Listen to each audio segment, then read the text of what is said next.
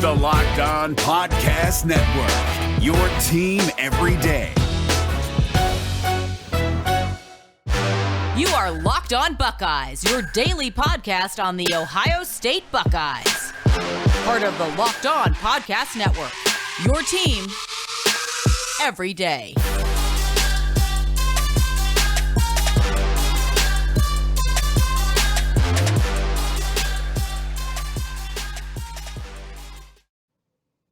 What is up, Buckeye fans? Welcome back to another episode of Locked On Buckeyes for the Locked On Podcast Network. I'm your host, Jay Stevens, also the host of the Jay Stevens Podcast. And today's episode is brought to you by the Locked On Big Ten Podcast, because there's simply no better place to get all the news on the Big Ten Conference than with its new host, Mr. Nate Dickinson. Follow the Locked On Big Ten Podcast on the Odyssey app or wherever you get your fine podcast. It is Wednesday, August 4th in the year 2021. And no matter if you're listening to the audio version of the podcast or if you're watching us on YouTube or WKYC.com, I want to thank you for making Locked On Buckeyes a part of your day. As always, you can follow me on Twitter at JStevens07. You can also follow the podcast on Twitter as well at Locked On Buckeye. Lineup for today. In segment number 2, we talk about a big thing that NIL is happening, that's going on at Ohio State in regards to NIL and what players can do now that they couldn't do before, even during the NIL era. Segment 3, we are back on the road with the Buckeye road trip around the NFL. One last player on the Jacksonville Jaguars we have to talk about. But first, today is the day.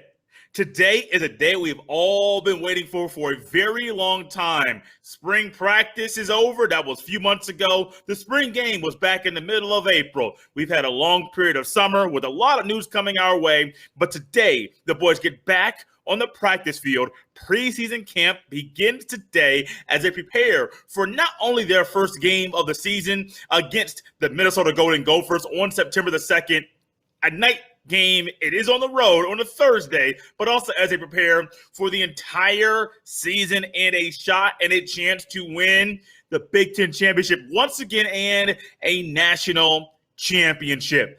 This is the day. I remember going back to my days of playing the football. Started playing the football in the 7th grade simply because, I'm going to tell you a little story about Jay. I played soccer in the spring and in the fall. All of a sudden, spring signups for whatever reason, my 7th grade year, going into my 7th grade year, it couldn't have been me. The family just missed soccer signups. So I don't know if it was like my parents' plan for me to play football. I am not sure, but your boy didn't sign up for soccer signups. Didn't happen that year. So I said, Dad, I want to do something different. Play football. Perfect. So a team had already played football. A lot of these guys have been playing football since 2nd, 3rd, 4th grade. They've been playing for a while. Some of them played on a travel football team. And my first time going there to practice, I had no idea what a girdle was, where you put your thigh pads, where you put your hip pads, your butt pads. This is the old school way where I say old school, I'm young, I'm 33 years old. I ain't old, but I'm young. But these are where the hip pads and butt pads are bigger than they are now. And so I had no idea how to put this stuff in. But as we started going and as practice started going, 7th grade, 8th grade, 2-a-days in high school, I loved it. I enjoyed it.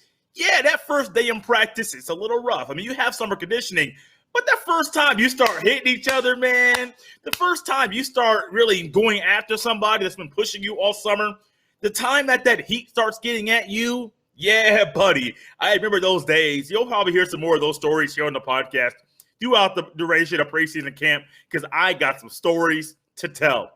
But this is it.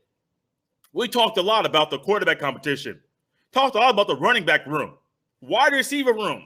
Talked a lot about what's going on the other side of the field on the defensive side. We haven't talked much about the special teams, and Jay will talk about that this week. Trust me, because that's a conversation that we need to talk about. Look for that Thursday or Friday, depending on what day it is that I feel that is best for that conversation. But Ohio State preseason practice, we're going to get a lot of our questions answered. A lot of people have been asking who is going to be QB1. Ryan Day wants that to be decided and solved, or not have an answer for that question. 2 weeks before game number 1, which is about 2 weeks from now. So that's about a timetable for that. But then you also have the running backs. I still think Master Teague starts game 1. I don't think Master Teague starts the entire season at running back. I don't believe right now Master Teague is the best running back at Ohio State.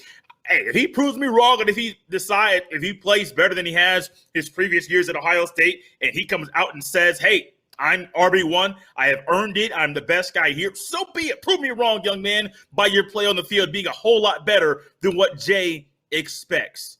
We talk a lot about the wide receiver room. I think we're going to see a lot of wide receivers play this year. Well, I don't say a lot. Quite a few play consistently. Maybe some that wouldn't play, and maybe not going as deep, maybe going deeper into the depth chart than they normally do. I expect that this year. The left guard and center positions, they are not solidified just yet. To me, I think you're going to get a Matt Jones left guard, Harry Miller center. Luke Whippler could be in there a little bit, but I do think you're going to get the best out of Harry Miller this year by going back to his regular position, which is center. Defensive line, do you have questions there? Linebackers, another position I have questions about. Yes, it's very, very easy to go to the defensive backs because it's easier to talk about what the DBs do. They're back in space. They are, cover 3, cover 2, cover 0, maybe cover 1. You got man, you got 2 deep. You got all these different ways to talk about the defensive backs. There's questions back there as well. I think less questions there than at the linebacker because you lose 4 linebackers to the NFL draft and people, I think one was an undrafted free agent, 3 got drafted. But all of a sudden, maybe 2 got drafted and 2 were undrafted. I forget. But all of a sudden, you got a hole in the linebackers. You're changing your defense. So many questions going into preseason camp. And, hey, today is the day we start to get some of our questions answered. I am excited. I love this time of year. Normally around this time of year back in the day when I was in high school, I would watch, what was it? Oh, not The Longest Yard. Not The Longest Yard. Oh, my goodness. Oh, my. What movie was it with Adam Sandler? I cannot think what movie it was that I watched going into football season. I know I watched Friday Night Lights, and when it doesn't come to me, it's going to come to me eventually, and all of a sudden I'm going to think, wow, Adam Sandler is not Friday Night Lights. It's another one, and I can't think of the name of the movie. It was on TNT or TBS all the time, and I have kind of traditions I use now. Had them back then when I was in high school. I have them now. Everyone has traditions, and we can get our traditions started because today is the day that preseason camp starts. Let's back away very, very quickly. Hopefully the name of that movie comes to mind very soon, but when we come back, we'll discuss a big feature, a big advantage for Ohio State football players and a way for them to make some more money. But first, check this out. BetOnline is the fastest and easiest way to bet on all your sports action. Baseball season is in full swing, and you can track all the action at BetOnline. Get all the latest news, odds, and info for all your sporting needs, including MLB, NBA, NHL, and all your UFC/MMA action. Before the next pitch, head over to betonline.ag on your laptop or mobile device and check out all the great sporting news, sign-up bonuses, and contest information. Don't sit on the sidelines anymore, as this is your chance to get into the game as teams prep for their runs to the playoffs. Head to betonline.ag on your laptop or mobile device to sign up today. And when you do, make sure you use their friendly promo code LOCKEDON, LOCKEDON, and it's all one word, and receive your 50% welcome bonus on your first deposit. BetOnline, your online sports book experts. If this is your first time listening or watching Locked On Buckeyes, I want to say welcome. Or if it's your first time in a long time, I want to say welcome back. Locked On Buckeyes drops a fresh new episode for you every Monday through Friday. So make sure you subscribe to Locked On Buckeyes so you don't miss a beat. The Waterboy. It's pretty bad that I had to look up said movie, but The Waterboy was the movie that I was talking about in segment 1. Couldn't come to my mind. The Waterboy was one of the ways that I started and kicked off football season. I didn't watch, didn't have the DVD. It was on the television, normally on TNT or TBS, back when I used to watch the TBS, and The Waterboy was on TV, and I was able to get there, and Water sucks. It really, really sucks. Water sucks. I'm going to stop right there because it does not suck. But you know when you hear that, you think of the water boy. Right now, these college athletes, when they think of NIL, Ohio State athletes that are, they think of something that mainly a lot of schools around the country don't have the advantage to do. Don't have the ability to make money off of team licensed apparel. That is correct. A group licensing agreement will allow Ohio State players to be paid for jersey sales and other merchandise. Yes, we are moving in the right direction. A direction that I believe many people listening to my voice right now or watching me, and maybe you're laughing because Jay couldn't think of the movie The Waterboy. Hey, brain farts happen. But you may be thinking, okay, I'm watching you, I'm listening. I like NIL. I like that these athletes can make money. And now all of a sudden you're telling me they can make money off of their jersey sales, off of team licensed apparel. That is correct. I want to read a press release that Ohio State put out on Tuesday about the new agreement that they have. And per the press release, the group licensing program could also be used for other merchandise in the future, including video games. I'm going to read this word for word from what Ohio State put out on Tuesday. Quote, student athletes in all 36 of Ohio State's varsity sports will soon have an opportunity to potentially realize additional and new opportunities to profit off their name, image, and likeness, or NIL, from a group licensing program. The Office of Trademark and Licensing Services in the Department of Athletics has entered into the Brandr Group, BRANDR.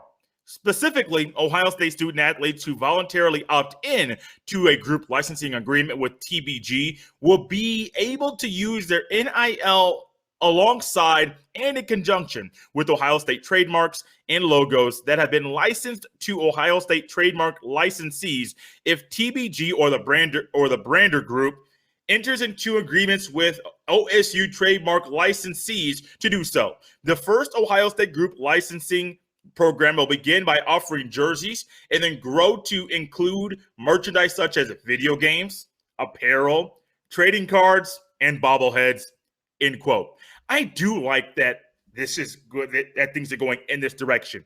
I do really like that Ohio State is being proactive, not reactive, in regards to the name, image, and likeness that is going on right now, where these athletes can make money in ways that they have not been able to make money before. Andrew Lind, he's an Ohio State beat writer and recruiting analyst, also a photographer for Sports Illustrated. Buckeye Now, I believe it's Buckeyes Now. I'm going right on Twitter to look this up. Yes, it's a Sports Illustrated site that covers the Ohio State Buckeyes. Andrew Lind put out a good little tweet on Twitter, and it was talking about how Buckeye fans can stop buying these fake jerseys, spend a little bit of extra money, get the official thing, get the real thing with your player's name on the back, because a lot of Buckeye fans, a lot of fans just in general, not just Ohio State fans, they will go out there and spend lesser money, get fake jerseys that don't look good, but because it has the name on the back of the jersey,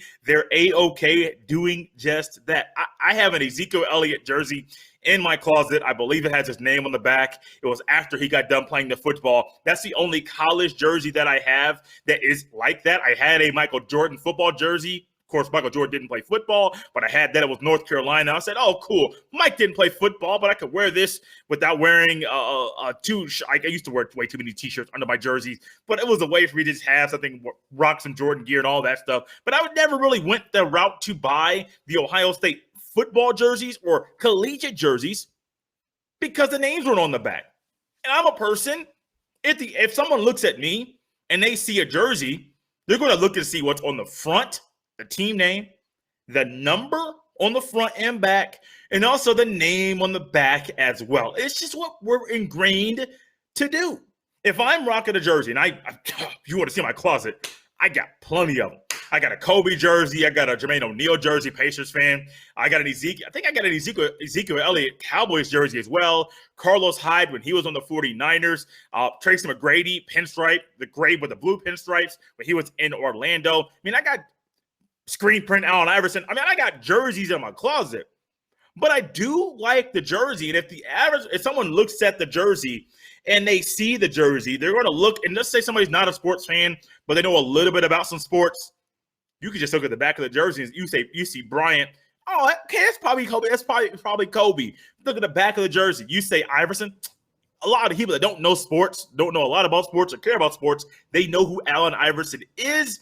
This is a step in the right direction. Also, when you say video games, many of us, myself included, are waiting for NCAA football, EA Sports, it's in the game, to come back and to play and to allow us to play that game, the new variety. I still play. Used to play religiously. Haven't played it in a couple weeks. I just put the video games away. And when Outer Banks came back out, I rewatched season 1, watched season 2 in 2 days. And I'm actually in the second of going back and watching Outer Banks once again because I don't know, some Netflix ready to watch. And it was that good. I want to rewatch that thing. Well, when the video game comes back out, many of us are going to be excited. Many of us are going to be looking to see what we can do to be able to watch the game and play the game. We're hoping it comes out in 2023 like expected. And a lot of us are hoping the players can get paid via NIL. That's possible because of what took place on July 1st of this year. A step in the right direction. Some people are saying this is a benefit in recruiting. Yes, but I don't think Ohio State's the only one going down this road. They're not the first, and I do expect other schools around the country to go ahead and to move in this direction because it's something that these players will be pushing for very, very hard. Now, what players can get a jersey? Now, you got to voluntarily opt in like the press release mentioned. But if you want to get a C.J. Stroud jersey, a Kyle McCord jersey, a Jack Miller jersey, Master T jersey, Trevion Henderson jersey, Lathan Ransom, Sevyn Banks, Zach Harrison, Cody Simon, Tommy Eichenberg, DeJuan Jones, you name it. There, Mumford, Nicholas Petit-Frere, Marvin Harrison Jr. If you want to get these guys, if they opt in and things are going into place, there's a good chance you'll be able to rock that jersey the same time Marvin Harrison Jr. scores his first touchdown in the shoe, the same time Emeka Egbuka scores his first touchdown of his career, and the first time Lathan Ransom has a pick six in the season. Step in the right direction. Ohio State, not the first, but they are one of the first to move in this direction. One more time, now when we come back, we will welcome in Mr. Tony Wiggins once again to continue our Buckeye road trip around the NFL. One more player from the Jacksonville Jaguars we have to hit. But first, check this out.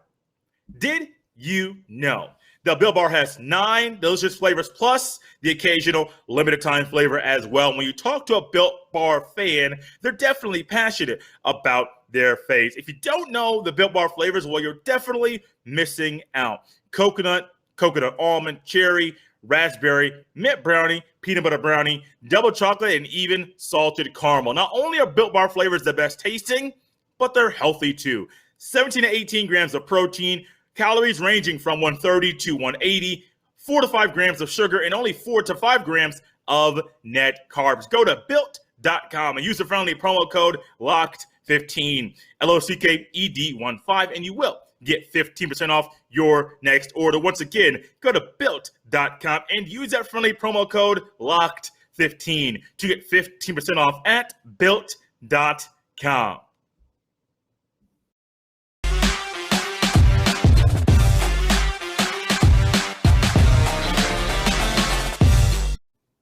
And joining us once again, it is Tony Wiggins here on Locked On Buckeyes. He is the host of Locked On Jaguars. You know, Tony, I was thinking about something. I like to be goofy. I also like consistency. You've been here. This is your 3rd time here. Maybe we got to find a way to get you on the show once a week or once every other week because you and I, man, this vibe we got, I like what we got going on here. Yeah, man, that's that chemistry something else, man. You know, we can do that. Always down for it, brother. You know, all you got to do is just hit me up and we can get it done. Yes, sir. Yes, sir. Yes, we can. We have hit Devon Hamilton in our Buckeye road trip around the NFL. We have hit Carlos Hyde. Last but not least, it is Andrew Norwell, former Carolina Panther from 14 to 17, first team All-Pro in 2017. He has been with Jacksonville from 2018, 2019, 2020. Urban Meyer's here. Urban got another one of his guys from Ohio State. Every one of these guys we've hit in Jacksonville, Urban Meyer coached at Ohio State, which I think that was a big selling point for Urban Meyer, not just bringing in Carlos Hyde, but knowing the familiarity he's going to have with numerous guys down there in Jacksonville. Andrew Norwell, as you assess not just last season, but also assess his tenure in Jacksonville, what do you see? What do you like? What do you dislike? All right, so this was a little tricky for me because anyone that follows me will understand. They know I've been, for like 2.5 years, I've been saying it was a waste of free agency money and that he ought to be cut, right? So then Urban comes in, and I'm swearing that anybody that takes over, they're going to cut Andrew Norwell because he signed like a big 5-year, $60-something million deal. And I've been looking at that signing for the whole time going, I don't see it. So Urban comes in and asks him to take a pay cut, and he agrees, right? And then Urban says, he was one of my favorite Buckeyes of all time. There's no way we're going to cut him. We want him here. And I'm like, I got to change my narrative a little bit because it's like, but I've been doing that to this offensive line for a couple of years, saying that they needed other stuff. I thought they needed 3 starters last year, and I said it again this year, but guess what? He retained the offensive line coach, George Warhol. Then they drafted, the previous station drafted 1 lineman last year, and then they drafted 1 this year. That means that they're pretty much settled on these guys that they have up front, and they like them more than I do, but I will admit to you, I'm not a good guy to assess tape when it comes to offensive linemen because all I know if it's a guy gets beat or not. I don't know whose fault it was. I don't know why. I don't know if it was technique. I don't know if it was strength. My thing is this: if the guy you standing in front of got around you is your fault, and that's not the way it works. So I have to really be transparent with that. I've been trying to cut him for 2 years, and they won't cut him, and they said they love him. So it's he's a big dude. I think where he gets in trouble is he looks funny because he's so big when he has to move and pull and all of that stuff. But if you just I think they're going to have him just knock the heck out of the guy in front of him, he'll be fine. Last year, 1-15, you would think that there'd be a lot of turnover, a lot of guys moving away from that team that played so poorly. Honestly, when I watched Jacksonville play, there were some games I thought they were going to win. I think they had a game against the Packers late in the season. And I'm sitting here thinking, how in the world is this team 1-15? Offensively, can do a little bit. Defensively, occasionally. Andrew Norwell is one of those pieces there that I thought could be decent, a little bit decent.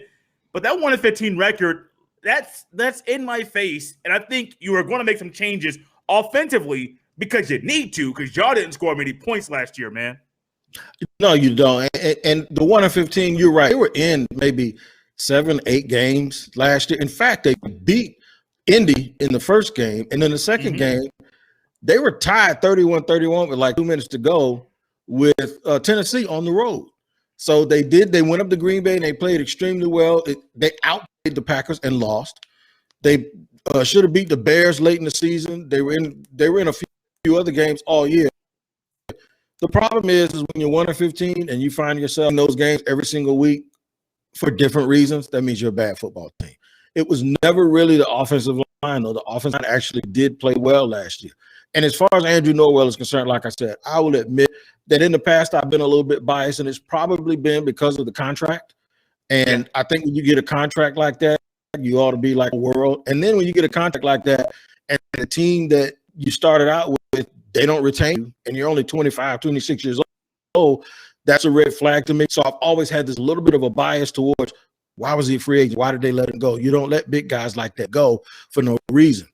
But he's actually played better than I would have given him credit for. And it's obvious because this staff is going to keep him. And he's a big, strong dude, man. And like I said, in the NFL, they love those big guys. If you're big and you have experience, you'll find a job in the NFL. And Urban is here now saying, he's my guy. I'm going to keep him because I think he can do some things.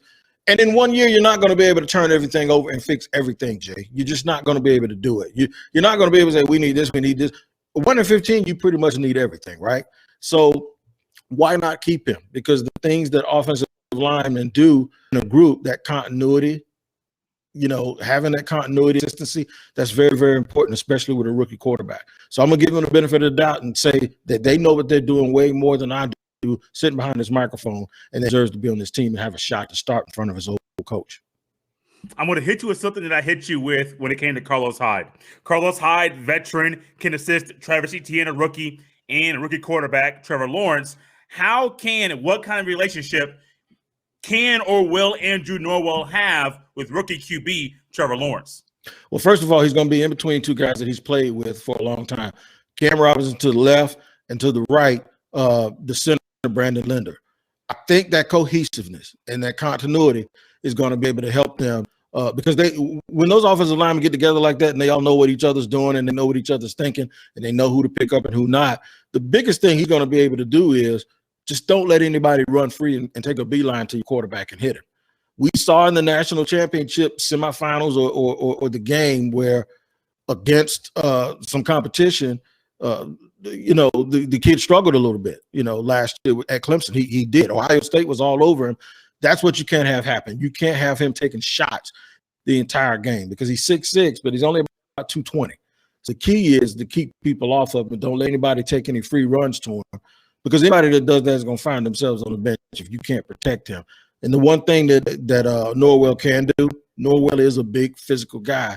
And if it comes to him just getting the guy in front of him to hold him at bay, he can do that pretty well. He gets in trouble a little bit when he does all the pulling and all of the stuff where he just looks – it almost just doesn't look fluid when you see him pulling around and have to go hit a linebacker in space.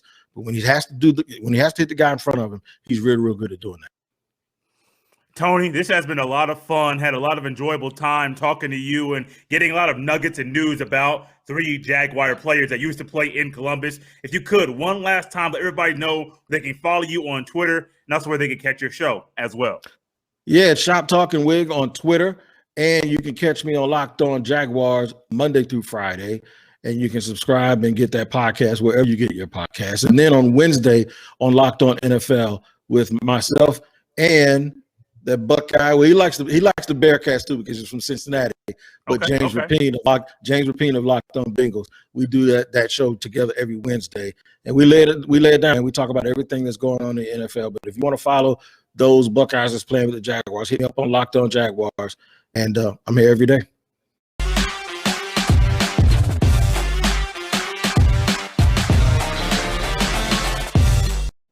And that's all for the day, guys. Today's show is wrapped up. We are done. I'm so excited. Preseason camp is here. I'm so excited. The NIL is moving in this direction at Ohio State. And I'm very excited to get a report on Andrew Norwell and what we can expect to hear from him or see from him this year for the Jacksonville Jaguars. As always, you can follow me on Twitter at JStevens07. You can also follow the podcast on Twitter as well at Locked On Buckeye. I have a couple guests, trying to get at least one guest for the rest of the week. We're going to talk about special teams, talk about linebackers, and talk about things we've learned from preseason camp as camp begins today and rolls on throughout the rest of the week and going into next.